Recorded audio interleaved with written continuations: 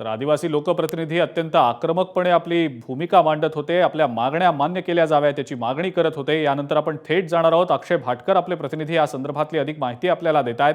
अक्षय, आदिवासी लोकप्रतिनिधींनी ठिय्या मांडलेला होता आणि सातत्याने ते मागणी करत होते की आमच्या ज्या काही मागण्या आहेत, पेसा भरती असेल किंवा धनगर आरक्षणाच्या अनुषंगाने सध्या ज्या घडामोडी सुरू आहेत त्या अनुषंगाने असेल, तातडीने मान्य केल्या जाव्यात। काय सध्या घडतंय तिकडे?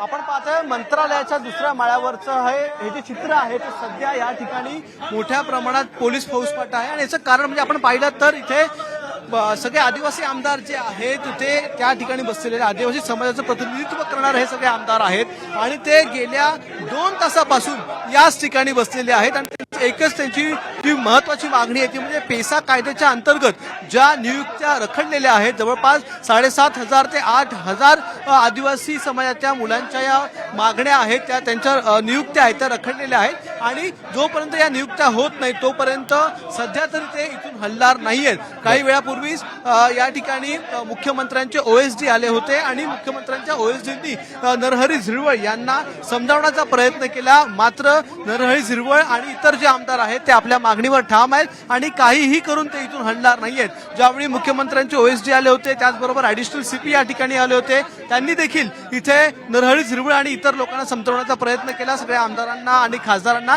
पण त्यांनी देखील ते ऐकलेलं नाहीये आणि जोपर्यंत मुख्यमंत्री इकडे येत नाहीत आणि आमच्या हातामध्ये मागण्या आणि आमच्या ज्या नियुक्त्या आहेत त्या पूर्ण झाल्याचं पत्र देत नाहीत तोपर्यंत आम्ही इथून हलणार नाही असा स्टँड या सगळ्या आमदारांचा आहे। आपण इथे पाहताय केवळ एकच आमदार नाही आहेत, इथे नरहरी झिरवळ आहे, त्यांच्याबरोबर राजेश पाटील आहेत, आता शिंदे गटाचे हेमंत गावित देखील या ठिकाणी आलेले आहेत, त्या ठिकाणी हेमंत सावरा आहेत, असे सर्व जे आमदार आणि खासदार आहेत ते या ठिकाणी इथे आहेत आणि किरण लहामटे या ठिकाणी आहेत। सगळ्यांनी एकत्रित मिळून इथे निर्णय घेतलेला आहे, जोपर्यंत मुख्यमंत्री या दुसऱ्या माळ्यावर येत नाहीत, त्यांच्या समोर येत नाहीत आणि चर्चा करत नाहीत तोपर्यंत इथून हलायचं नाही।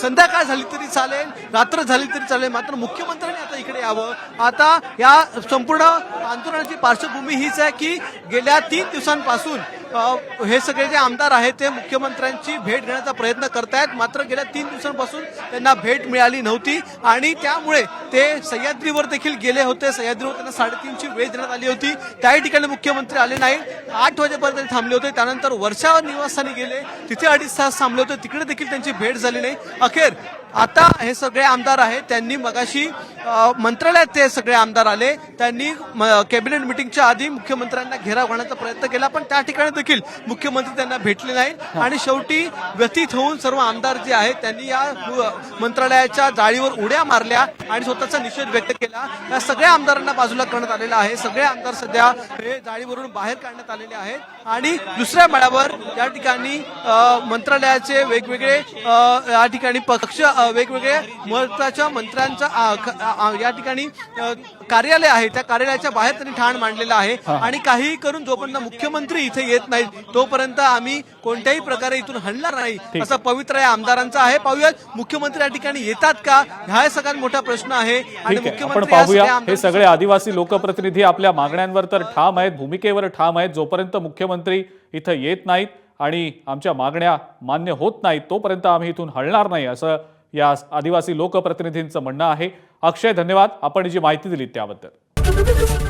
एबीपी माझा, उघडा डोळे बघा नीट।